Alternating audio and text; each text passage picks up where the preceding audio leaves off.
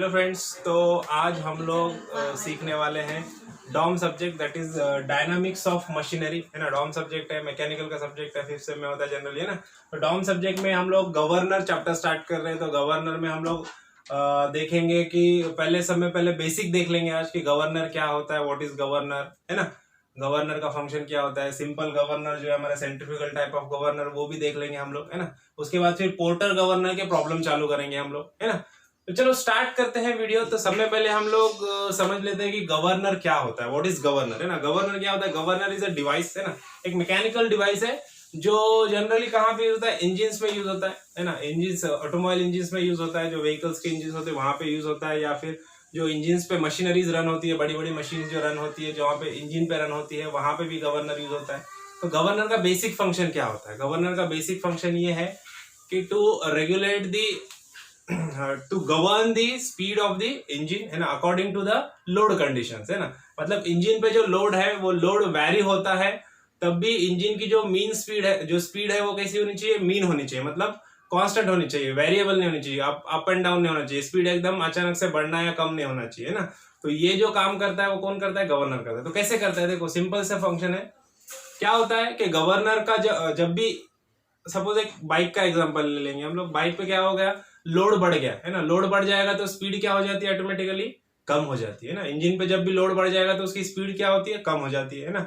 और जब भी इंजन पे लोड जो है वो कम हो जाएगा तो अचानक से उसकी स्पीड क्या हो जाती है, बढ़ जाती है ना।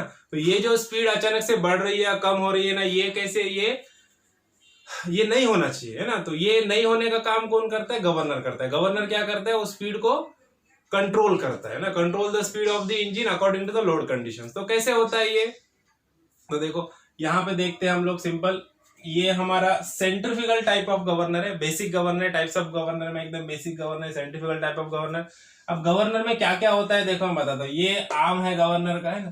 तो ये ऐसे, ये आर्म है, ये लिंकेजेस है, ओके। और ये एस जो लिखा हुआ है, ये एस स्टॉप है। ये वाला पूरा स्लीव है ना, ये पूरा स्लीव है। देखो ये जो आर्म है ये डायरेक्टली नीचे का आर्म स्लीव को कनेक्टेड है, और ऊपर ये आर्म डायरेक्टली कनेक्टेड, यहाँ पे फ्लाई बॉल्स है दो, है ना, ओके। और ये स्लीव है। अब स्लीव से यहाँ से एक लिंकेजेस जा रही है, बेल क्रैंक लीवर से कनेक्ट किया हुआ है ना। यहाँ पे लिंकेज डायरेक्टली थ्रोटल वॉल को कनेक्ट है। तो थ्रोटल वॉल क्या होता है वो भी देखेंगे हम लोग, है ना। और ये जो पाइप है, यहाँ से क्या हो रहा है, पाइप मतलब ये क्या है, ये इनलेट मैनिफोल्ड है, समझ लो, है ना। जहां से क्या हो रहा है, वर्किंग फ्लूइड, जो supply of working fluid. Working fluid मतलब क्या, अगर पेट्रोल इंजन रहेगा तो पेट्रोल और फ्यूल का एयर का मिक्सचर रहेगा, डीजल इंजन रहेगा तो डीजल और डीजल रहेगा, है ना। तो ये जो वर्किंग फ्लूइड यहाँ पे जा रहा है, इंजन में जो जा रहा है वर्किंग फ्लूइड, वो कहां से जाता है, यहाँ पे एक थ्रोटल वॉल है ना, थ्रोटल वॉल के थ्रू वो इंजन सिलेंडर में जाता है, जहां पे इंजन सिलेंडर में जाके एयर फ्यूल मिक्सचर बर्न होगा और वहां से पावर डेवलप होगा, जो पावर से इंजन चलता है ना। तो देखो थ्रोटल वॉल का काम क्या है, थ्रोटल वॉल क्या करता है, रेगुलेट करता है, जो भी एयर फ्यूल मिक्सचर जा रहा है उसको कंट्रोल करता है इनकेस, है ना। अगर ये थ्रोटल वॉल ओपन हो जाएगी तो एयर फ्यूल मिक्सचर ज्यादा जाएगा, थ्रोटल वॉल क्लोज हो जाएगी तो एयर फ्यूल मिक्सचर कम जाएगा, है ना। अब ये थ्रोटल वॉल होती कैसे एक्चुअल में, देखो एक्चुअल में ये जो पाइप है, ये जो पाइप दिख रहा है आप लोग को यहाँ पे, ये कैसा है, सर्कुलर पाइप है ना। और थ्रोटल वॉल क्या होता है, थ्रोटल वॉल कॉइन जैसा होता है, ये कॉइन है ना अपना, ऐसे कॉइन जैसा थ्रोटल वॉल होता है, जो ऐसे क्या होता है, ऐसे ऐसे हो जाएगा, टिल्ट हो जाएगा तो क्लोज हो जाएगा, साइड से क्या होगा, एयर फ्यूल मिक्सचर जाएगा, है ना। और ऐसे ऐसे हो जाएगा, स्ट्रेट हो जाएगा तो क्या हो जाएगा, बंद हो जाएगा, है ना। तो इस तरह से ये थ्रोटल वॉल होता है। अब देखो यहाँ पे ये जो स्पिंडल है, ये गवर्नर का क्या है, बीच में वाला स्पिंडल है, सेंटर में स्पिंडल है। और ये स्पिंडल डायरेक्टली यहाँ पे देखो बिवेल गियरिंग है, बिवेल गियरिंग से इधर कनेक्टेड है। ये जो शाफ्ट है ये डायरेक्टली किससे कनेक्ट रहता है, इंजन शाफ्ट से, है ना। इंजन का जो क्रैंक शाफ्ट होता है वो डायरेक्टली इससे कनेक्ट होता है ना। तो इसका मीनिंग क्या है कि इंजन का शाफ्ट जब भी घूमेगा तो ये घूमेगा, और बिवेल गियरिंग से ये जो बीच में का स्पिंडल है ये घूमेगा, है ना। तो जब तक इंजन चलता रहेगा तब तक ये स्पिंडल क्या होगा, घूमता रहेगा, है ना। तो अब देखो, अब जब ये स्पिंडल घूमेगा तो ये पूरा स्ट्रक्चर घूमेगा, है ना, ये पूरा का पूरा स्ट्रक्चर घूमेगा, है ना। अब ये पूरा स्ट्रक्चर जब घूमेगा तो पूरा स्ट्रक्चर घूमेगा तो कोई भी जो रोटेटिंग बॉडी है उसके ऊपर नंबर ऑफ फोर्सेस एक्ट होते हैं। कोई भी बॉडी जब मोशन में है तो उस पर नंबर ऑफ फोर्सेस एक्ट होते हैं, हमको पता है ना।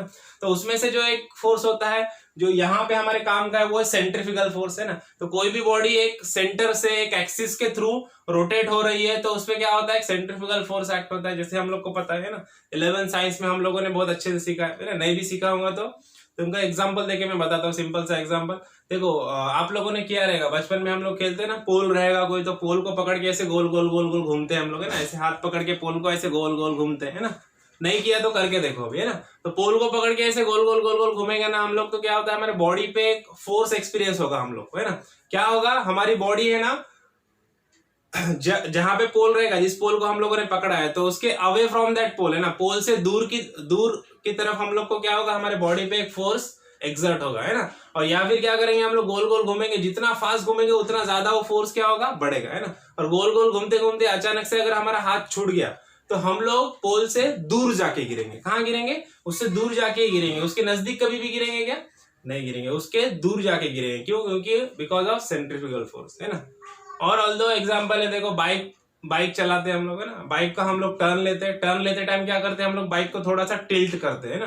तो वो टिल्ट क्यों करते हैं, that is also because of centrifugal force. अगर टिल्ट नहीं करेंगे तो गाड़ी वो साइड में गिर जाएगी, है ना। जितना ज्यादा स्पीड से हम लोग टर्न लेंगे उतना ज्यादा हम लोग को बाइक को टिल्ट करना पड़ता है ना। स्पोर्ट्स बाइक देखते हैं ना आप लोग, स्पोर्ट्स बाइक वाले टर्न लेते हैं हाई स्पीड में, तो क्या करते हैं, पूरा वो झुका देते हैं ना, घुटना लग जाता है नीचे, है ना। क्यों, क्योंकि उतना उनको क्या करना पड़ता है, वो जो सेंट्रीफ्यूगल फोर्स उनको लग रहा है, जो अवे फ्रॉम दी एक्सिस है, सेंटर, ये जो टर्न वो काट रहे हैं, तो टर्न के वो साइड ना गिर जाए, इसके लिए वो ये साइड बाइक को क्या करते, झुकाते, मतलब काउंटर करते हैं वो सेंट्रीफ्यूगल फोर्स। ओके, तो ये सेंट्रीफ्यूगल फोर्स होता है। तो वैसे ही जैसे क्या होगा पता है क्या, ये स्पिंडल घूमेगा, इंजन का शाफ्ट घूमेगा, तो ये क्या होगा, ये स्पिंडल घूमेगा। ये स्पिंडल जब फास्ट ऐसे घूम रहा है, ये पूरा स्ट्रक्चर घूम रहा है, तो ये जो फ्लाई बॉल्स है, फ्लाई बॉल्स मतलब ये मेटल बॉल्स है जिनका वेट होता है अच्छा खासा, है ना। तो क्या होगा, यहाँ पे इनके ऊपर भी सेंट्रीफ्यूगल फोर्स एक्ट होगा, ऐसे अवे फ्रॉम द एक्सिस, क्योंकि इनका एक्सिस की तरह सेंटर में, तो अवे फ्रॉम द एक्सिस की तरह सेंट्रीफ्यूगल फोर्स एक्ट होगा इधर, है ना। तो ये क्या होगा, ये ऐसे एक्सपांड होंगे, तो क्या होगा, ये देखो, ये डायरेक्टली किसको कनेक्टेड है, स्लीव को। और ये स्लीव जो है वो क्या रहता है, ये स्लीव, ये पूरा जो स्लीव है, ये स्पिंडल जो है ना, स्पिंडल के ऊपर स्लीव माउंटेड होता है। जैसे हम लोग रिंग पहनते हैं ना उंगली में, वैसे ये स्पिंडल के ऊपर स्लीव है, और ये ऊपर नीचे हो सकता है ना। और ये स्पिंडल के ऊपर ये स्लीव क्या हो सकता है, मूव हो सकता है ना। तो अब ये जो ऊपर एस लिखा हुआ है, ये नीचे जो एस लिखा हुआ है, ये क्या है, ये स्टॉप्स है ना। किसके स्टॉपर है, ये स्लीव के, है ना। अब क्या होगा, जब स्पिंडल जोर से घूमेगा तो सेंट्रीफ्यूगल फोर्स की वजह से ये फ्लाई बॉल्स ऐसे इधर जाएंगे ना, ये ऐसे ऊपर उठेंगे, थोड़ी ऊपर की तरफ उठेंगे, ऐसे जाएंगे ना। तो जब ये ऐसे जाएंगे तो ये स्लीव को क्या करेंगे, ऊपर की तरफ खींचेंगे, है ना। तो स्लीव का मोमेंट किधर हो जाएगा, अपवर्ड मोमेंट होगा स्लीव का, है ना। तो स्लीव ऐसे ऊपर जाएगा, है कि नहीं। तो स्लीव का मूवमेंट अपवर्ड होगा, जो शाफ्ट है, स्पिंडल के ऊपर स्लीव ऊपर मूव होगा, है ना। तो अब और स्पीड बढ़ेगी तो और ऊपर मूव होगा, और स्पीड बढ़ेगी और ऊपर मूव होगा, तो कितनी ऊपर मूव हो सकता है ये ना। तो यहाँ पे इसको स्टॉपर लगा दिया, इससे ऊपर वो जा सकता है क्या, नहीं जा सकता, है ना। और वैसे ही जब क्या हो जाएगा, इंजन की स्पीड कम हो जाएगी, तो ये जो सेंट्रीफ्यूगल फोर्स है वो कम हो जाएगा। तो ये जो फ्लाई बॉल्स जो एक्सपांड हो रहे थे वापस ऐसे अपने वापस ओरिजिनल पोजीशन पे आ जाएंगे। तो ये जो स्लीव यहाँ तक आया था, वो स्लीव अपने आप क्या हो जाएगा, नीचे आ जाएगा, क्योंकि स्लीव का भी कुछ वेट है, ग्रेविटेशनल फोर्स को नीचे खींचता है, तो अपने आप वो खुद के वेट की वजह से क्या हो जाएगा, नीचे आ जाएगा ना। तो नीचे आ जाएगा, तो नीचे का भी स्टॉप है यहाँ पे, यहाँ तक आ सकता है नीचे, इससे और नीचे आएगा क्या, नहीं आएगा, है ना। तो ये दो स्टॉप्स लगे वाले, है ना। तो समझ में आया, ये इसका बेसिक काम है। इंजन के साथ ये स्पिंडल भी घूमेगा, सेंट्रीफ्यूगल फोर्स की वजह से एक्सपांड होगा, स्लीव ऊपर जाएगा, जब इंजन की स्पीड कम हो जाएगी, स्पिंडल की स्पीड कम हो जाएगी, फ्लाई बॉल्स वापस नीचे आ जाएंगे, तो स्लीव भी नीचे आ जाएगा, है ना। अब देखो, अब ये गवर्न कैसा करता है इंजन की स्पीड को, या फिर मैंने जैसा बताया था, क्या होता है अगर इंजन पे लोड बढ़ गया, है ना। अब देखो, अब इंजन पे लोड बढ़ गया, तो क्या हो जाएगा, ऑटोमेटिकली उसकी स्पीड कम हो जाएगी। सिंपल सा एग्जांपल देता हूं, हम लोग बाइक चला रहे, स्ट्रेट रोड पे जा रहे हैं, है ना, कांस्टेंट स्पीड है, स्ट्रेट रोड पे जा रहे हैं, अचानक से चढ़ान आ गई एकदम, है ना, एकदम से हिल आ गया, हिल के ऊपर चढ़ा रहे हैं हम लोग बाइक, तो वही एक्सेलरेशन से चढ़ेगी क्या बाइक, नहीं चढ़ेगी। हम लोग को खुद महसूस होगा कि बाइक की स्पीड क्या हो गई, कम हो गई। क्यों कम हो गई, क्योंकि लोड बढ़ गया, है ना। और वही अगर हम लोग क्या कर रहे हैं, स्ट्रेट रोड पे जा रहे हैं, अचानक से क्या हो गया, डाउन हिल जा रहे हैं हम लोग, है ना, एकदम नीचे उतर रहे, एकदम स्ट्रेट चल रहे थे, एकदम नीचे उतर रहे हम लोग। तो नीचे उतर रहे तो हम एक्सेलरेटर नहीं बढ़ाएंगे, लेकिन अपने आप स्पीड क्या हो जाती है, बढ़ जाती है, क्योंकि इंजन का लोड क्या हो गया, कम हो गया। So like that. तो पहली कंडीशन देखेंगे हम लोग, जब इंजन का लोड बढ़ गया तो क्या हो गया, इंजन की स्पीड क्या हो गई, कम हो गई। अब स्पीड कम हो गई तो गवर्नर को क्या करना है, गवर्नर को उसकी स्पीड बढ़ाना है। स्पीड बढ़ाने के लिए क्या करना पड़ेगा, इंजन का पावर बढ़ाना पड़ेगा। इंजन का पावर बढ़ाने के लिए क्या करना पड़ेगा, इंजन में जो एयरफिल मिक्सचर जा रहा है ना, जो सप्लाई जा रहा है, जो एयरफिल मिक्सचर जा रहा है, उसको बढ़ाना पड़ेगा। ज्यादा एयरफिल मिक्सचर जाएगा तो ज्यादा पावर जनरेट होगा, है ना। ज्यादा पावर जनरेट होगा तो ऑटोमेटिकली स्पीड उसकी बढ़ जाएगी, जो बढ़ाना है हम लोग को कम होगी वाली स्पीड, है ना। तो अब देखो ज्यादा एयर फिल्ड मिक्सचर कब जाएगा, जब ये थ्रोटल वॉल ज्यादा ओपन होगी, है ना। अब थ्रोटल वॉल का लिंकेज किससे कनेक्टेड है, डायरेक्टली ये स्लीव से कनेक्टेड है ना। तो अब देखो इंजन की स्पीड क्या हो गई है, इंजन की स्पीड कम हो गई है। अब इंजन की स्पीड कम हो जाएगी तो ये फ्लाई बॉल जो ऊपर थे फ्लाई बॉल्स नीचे आ जाएंगे, स्लीव भी किधर आ जाएगा, स्लीव नीचे आ जाएगा, है ना। तो इंजन की स्पीड कम होगी, स्लीव नीचे आएगा। अब स्लीव नीचे आएगा तो बेल क्रैंक लीवर एक्चुएट होता है और ये थ्रोटल वॉल को क्या करता है, अपने आप ओपन कर देता है ना। स्लीव नीचे आएगा, थ्रोटल वॉल को ओपन कर देता है। तो एयरफिल मिक्सचर जो जा रहा है वो ज्यादा एयरफिल मिक्सचर जाएगा इंजन में, है ना। ज्यादा एयरफिल मिक्सचर जाएगा, ज्यादा पावर जनरेट होगा, ऑटोमेटिकली इंजन का पावर बढ़ेगा तो इंजन की स्पीड बढ़ जाएगी। अब इंजन की स्पीड बढ़ जाएगी और अपना काम हो गया, है ना। अब सेकंड कंडीशन देखते हैं, अगर इंजन का लोड क्या हो गया, कम हो गया। अब इंजन का लोड कम हो गया तो उसकी स्पीड एकदम से बढ़ जाएगी, है ना। हमको स्पीड चाहिए क्या, वो नहीं चाहिए, है ना। अचानक से स्पीड क्या हो गई, बढ़ गई। अब वो स्पीड को हमको कम करना है। देखो अब इंजन की स्पीड ज्यादा है, जब इंजन की स्पीड ज्यादा रहेगी तो ये जो स्पिंडल है ये भी हाई स्पीड में रोटेट होगा, क्योंकि इंजन की स्पीड के साथ रोटेट होता है ना। ये भी हाई स्पीड में रोटेट होगा तो फ्लाई बॉल्स इधर जाएंगे ना, तो फ्लाई बॉल्स इधर एक्सपांड हुए वाले रहेंगे और स्लीव हमारा इधर अपर स्टॉप पे रहेगा, एकदम ऊपर रहेगा स्लीव, है ना। तो अब स्लीव ऊपर चला जाएगा तो क्या हो जाएगा, वापस से ये बेल क्रैंक लीवर क्या होगा, एक्चुएट होगा, है ना। इंजन की स्पीड बढ़ गई, स्लीव ऊपर चला गया, ये एक्सपांड हो गए, बेल क्रैंक लीवर एक्चुएट हो गया। तो बेल क्रैंक लीवर क्या करेगा, थ्रोटल वॉल को क्लोज कर देगा, है ना। अब थ्रोटल वॉल पार्शियली क्लोज हो जाएंगी तो एकदम कम एयरफिल मिक्सचर जाएगा ऊपर, किधर, इंजन में, है ना। तो कम एयरफिल मिक्सचर जाएगा तो पावर जो जनरेट हो रहा था वो क्या हो जाएगा, कम हो जाएगा। अब कम पावर जनरेट होगा तो क्या हो जाएगा, इंजन की स्पीड भी क्या हो जाएगी, ऑटोमेटिकली कम हो जाएगी, है ना। तो समझ में आया कैसे गवर्न करता है गवर्नर, है ना। गवर्नर क्या करता है, कंट्रोल करता है इंजन की speed according to the load conditions, है ना, इंजन की। तो समझ में आया कैसा वर्किंग होता है इसका। देखो आजकल के टाइम में तो मैं बोलूंगा कि यहाँ पे अभी ऑटोमोबाइल्स पे वगैरह बहुत सारे सेंसर्स यूज करते हैं, तो डायरेक्टली सेंसर्स का यूज होता है, तो गवर्नर का उतना यूज नहीं होता है। तो ये है हमारा सेंट्रीफ्यूगल गवर्नर। अब चलो प्रॉब्लम की तरफ बढ़ते, जो हमारा मेन काम है प्रॉब्लम सॉल्व करना, है ना। थ्योरी हम लोग ने समझ लिया तो हम लोग को इसका कंसेप्ट समझा। अब देखो इसका हाफ डायग्राम ही यूज करते हैं हम लोग, किधर, जो प्रॉब्लम में हम लोग इसका सिर्फ ये गवर्नर का हाफ डायग्राम यूज करते हैं ना, दो कंडीशन बता रहे हैं हम लोग, है ना। अभी देखो मिनिमम पोजीशन, ये लिखा है मिनिमम पोजीशन। मिनिमम पोजीशन मतलब जब जो स्लीव है वो नीचे रहेगा, स्लीव नीचे रहेगा तो इसकी जो रेडियस है, ये वाली जो रेडियस है ये कम रहती है ना, इसको R1 बोलते हैं। मैक्सिमम पोजीशन मतलब जो स्पीड हाई रहेगी, स्पीड हाई रहेगी तो गवर्नर ऊपर रहेगा, स्लीव ऊपर रहेगा, स्लीव ऊपर रहेगा तो ये जो रेडियस रहेगी ये ज्यादा रहेगी, R2, है ना। और देखो अब ये जो है हमारा पोर्टर गवर्नर, ये सेंट्रीफ्यूगल गवर्नर है ना।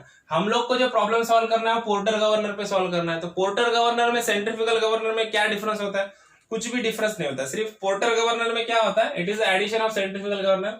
सेंट्रीफ्यूगल गवर्नर पे यहाँ पे डेड वेट क्या करते हैं, वो लोग बढ़ा देते हैं ना, यहाँ पे डेड वेट बीच में बढ़ा देते हैं, है ना। यहाँ पे क्या करते हैं, डेड वेट लगा देते हैं, है ना, वेट बढ़ जाता है। ओके चलो इसको रफ कर देते हैं हम लोग।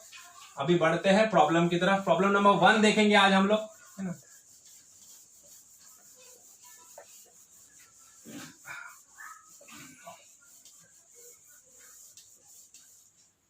तो देखो प्रॉब्लम नंबर 1 देखेंगे। प्रॉब्लम नंबर 1 देखने से पहले हम लोग कुछ बेसिक देख लेंगे, इसके क्या क्या है। ये होता है गवर्नर का रेडियस, जो R से नोट करेंगे हम लोग। ये आर्म लेंथ है ना, ये भी आर्म लेंथ है। अब देखो ये जो फ्लाइंग बॉल है, फ्लाइंग बॉल का जो मास होता है स्मॉल m से नोट करते हैं हम लोग, है ना। और मैंने बताया पोर्टर गवर्नर में डेड वेट होता है बीच में, सेंट्रल डेड वेट, है ना। सेंट्रल डेड वेट का जो मास होता है वो कैपिटल M से नोट करते हैं हम लोग, है ना। और ये जो होती है ये होती है हाइट, हाइट ऑफ गवर्नर, है ना। ये फर्स्ट पोजीशन में इसको H1 बोलेंगे, सेकंड पोजीशन में H2 बोलेंगे। अब देखते हैं फॉर्मूला। अभी हम लोग को गवर्नर के प्रॉब्लम में हम लोग को पूछता है, मतलब क्या पूछता है जनरली हम लोग क्या पूछता है, स्पीड ऑफ द गवर्नर, है ना। मिनिमम पोजीशन में गवर्नर की स्पीड कितनी है, स्पिंडल की स्पीड कितनी है, मैक्सिमम पोजीशन में स्पिंडल की स्पीड कितनी है ना। और जनरली रेंज निकालने को बोलता है। रेंज इज इक्वल टू क्या होता है, रेंज जनरली हम लोग R से नोट करते हैं, maximum speed minus minimum speed of the governor, है ना। तो अभी n to n1 निकालना पड़ता है। तो अभी n to n1 के लिए फॉर्मूला क्या है, देखो बेसिक फॉर्मूला n स्क्वायर, है ना। n square is equal to, देखो n square is equal to क्या है फॉर्मूला हमारे पास,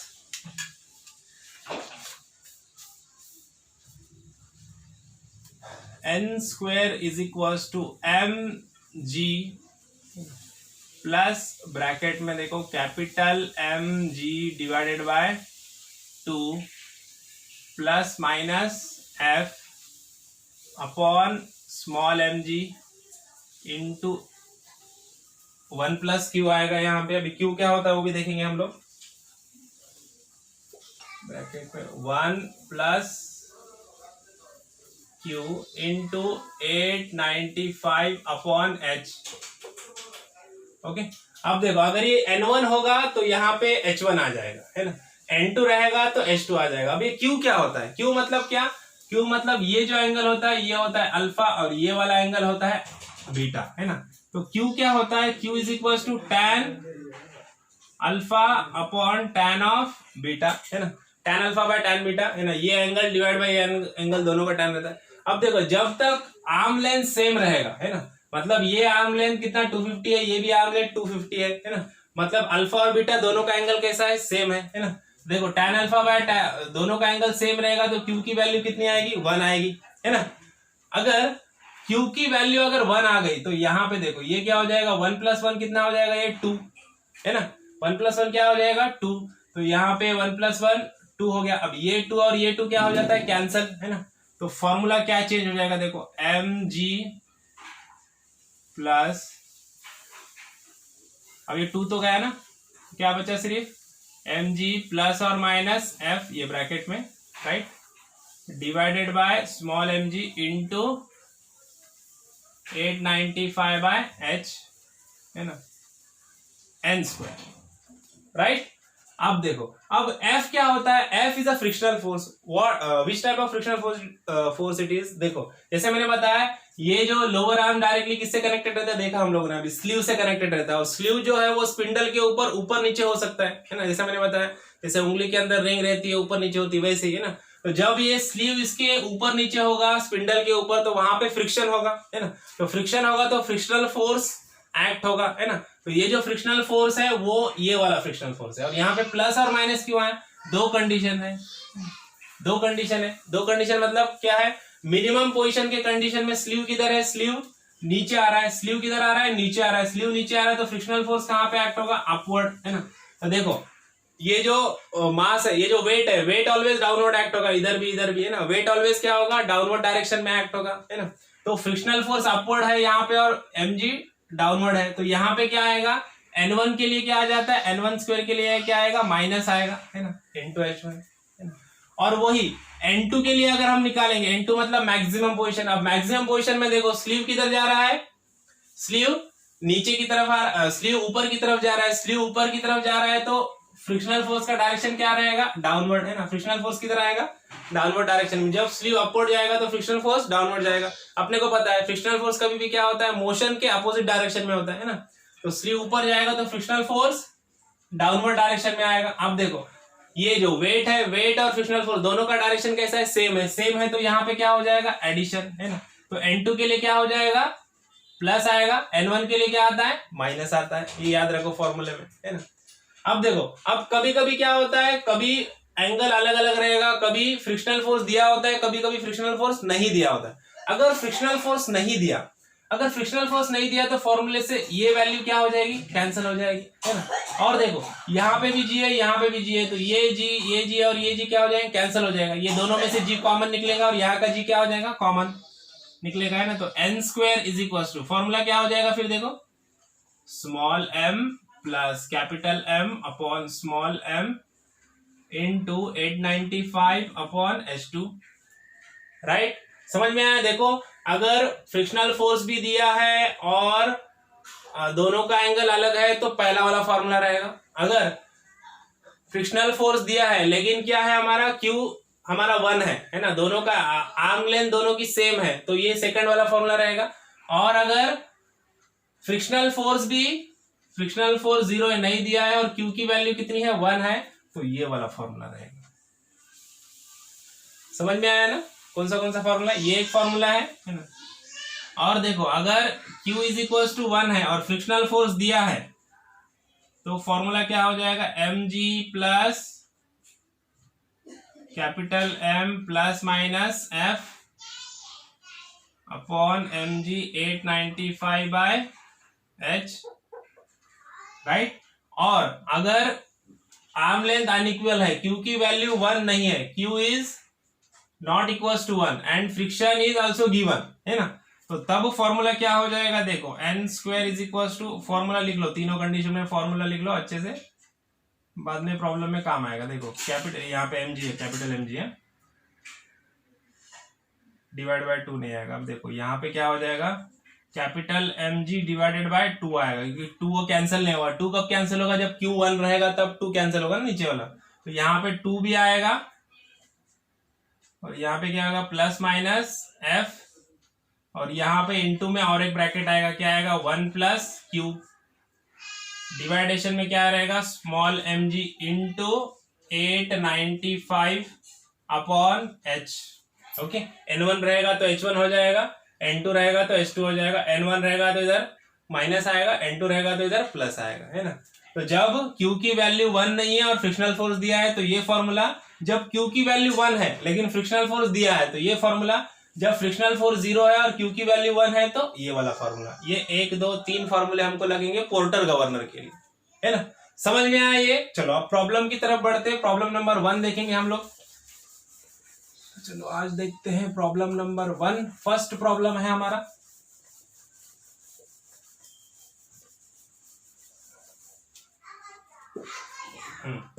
प्रॉब्लम का स्टेटमेंट पढ़ते हैं। प्रॉब्लम का स्टेटमेंट मैंने डिस्क्रिप्शन में डाला है, पहले स्टेटमेंट पढ़ लो, बहुत इंपॉर्टेंट है। देखो क्या बोल रहा है, porter governor has equal arms each 250 mm long and pivoted on the axis of rotation, है ना।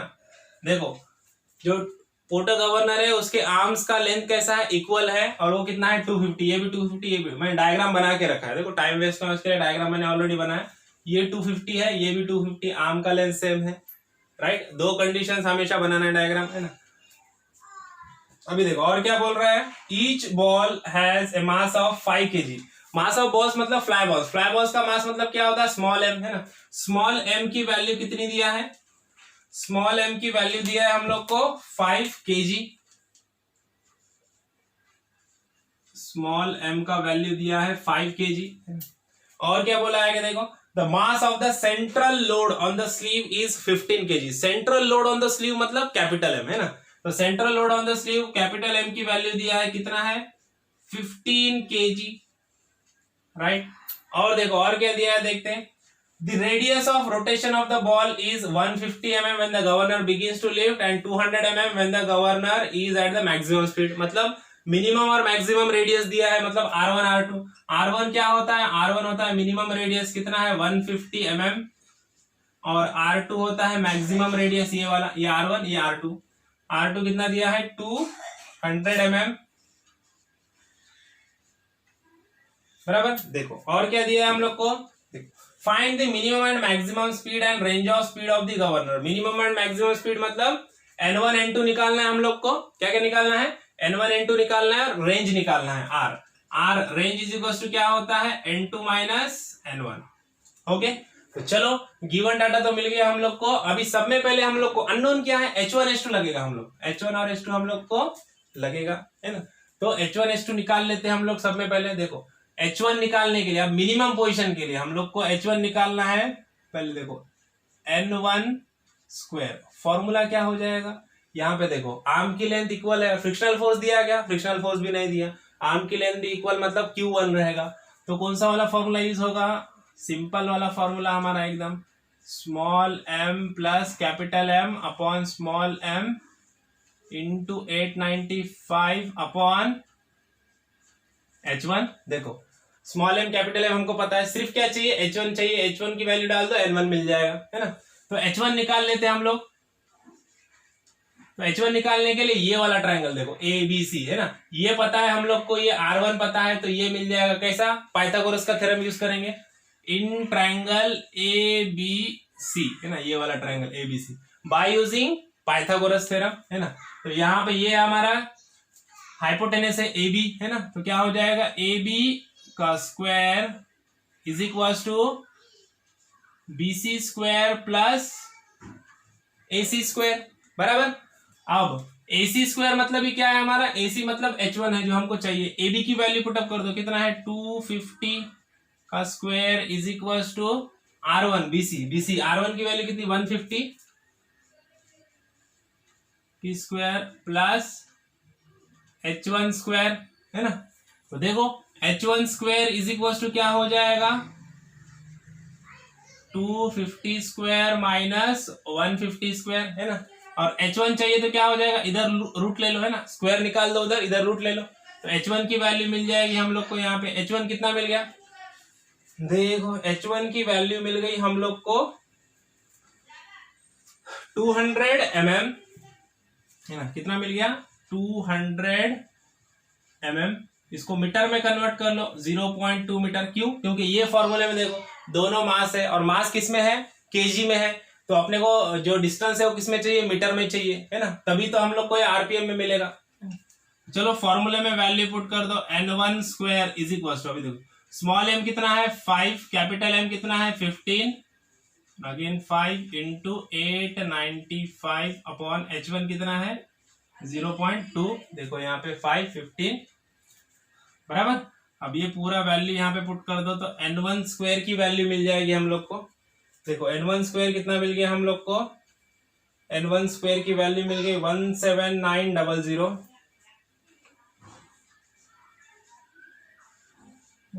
तो अभी इसका रूट ले लो, है ना, n1 स्क्वायर है ये वैल्यू का रूट ले लो तो n1 की वैल्यू मिल जाएगी हम लोग को आरपीएम में। देखो n1 कितना मिल गया 133.8 आरपीएम, राइट। ये मिल गया हम लोग को n1 की वैल्यू, यहाँ पे लिख देते हैं हम लोग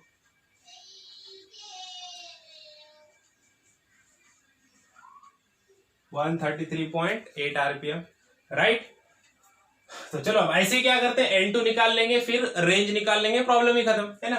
तो चलो अब n2 के लिए क्या होगा, n2 के लिए सिंपल सा फॉर्मूले में चेंज हो जाएगा। क्या चेंज होगा, सिर्फ h1 के जगह पे h2 आ जाएगा, और n1 के जगह पे क्या आएगा n2, इधर h2। लेकिन ये h2 की वैल्यू हम लोग को निकालना है वापस, ये pqr, है ना। अब ट्रायंगल pqr में वापस क्या करेंगे, पाइथागोरस का थ्योरम यूज करेंगे in triangle pqr by using Pythagoras theorem. यहां पे हाइपोटेनस क्या है, pq square is equal to qr square plus pr square. देखो pq की वैल्यू कितनी है 250 इज इक्वल टू, अब देखो यहाँ पे qr की वैल्यू कितनी, qr मतलब r2 कितना है 250, सॉरी 200 है r2, है ना, 200 का स्क्वायर प्लस pr क्या है, pr की वैल्यू है h2 का स्क्वायर। h2 का स्क्वायर कितना हो जाएगा यहाँ पे 250 का स्क्वायर माइनस 200 का स्क्वायर। अब ये h2 निकालना है तो इसका रूट ले लो, यहां से h2 की वैल्यू हम लोग को मिल जाएगी। देखते हैं h2 कितना मिल गया, h2 मिल गया हम लोग को 150 mm, दैट इज 0.15 मीटर, क्योंकि हम लोग को यहाँ पे वैल्यू मीटर में रखना है, पक्का याद रखो। चलो फॉर्मूले की तरफ जाते हैं हम लोग। स्मॉल m है 5, कैपिटल M है 15, अगेन स्मॉल m है 5, 895 अपॉन h2 की वैल्यू है 0.15। यहां से n2 स्क्वायर की वैल्यू मिल जाएगी हम लोग को। देखो n2 स्क्वायर की वैल्यू कितनी मिल गई 23867, 23867, है ना। अब इसका रूट ले लो तो n2 मिल जाएगा। n2 कितना मिल गया, n2 मिल गया हम लोग को 154.5 आरपीएम। कितना मिल गया 154.5 आरपीएम, है ना। तो n2 की वैल्यू मिल गई। अब क्या निकालना है, लास्ट हमको रेंज निकालना है ना। तो रेंज निकालने के लिए क्या करेंगे, रेंज का क्या फॉर्मूला है, n2 माइनस n1, है ना। तो r is equal to n2 minus n1। तो n2 कितना है हमारा, n2 है हमारा 154.5 माइनस 133.8। यहां से रेंज की वैल्यू मिल जाएगी हम लोग को, कितना आ गया, रेंज मिल गया हम लोग को, दोनों को माइनस करने के बाद 20.7 आरपीएम, है ना। रेंज भी क्या होता है, आरपीएम में होता है। 20.7 RPM। ओके, तो रेंज मिल गया, तो खत्म हो गया प्रॉब्लम, है ना। तो देखो समझ में आया प्रॉब्लम। तो मिलते हैं नेक्स्ट प्रॉब्लम में, तब तक के लिए थैंक यू, बाय बाय।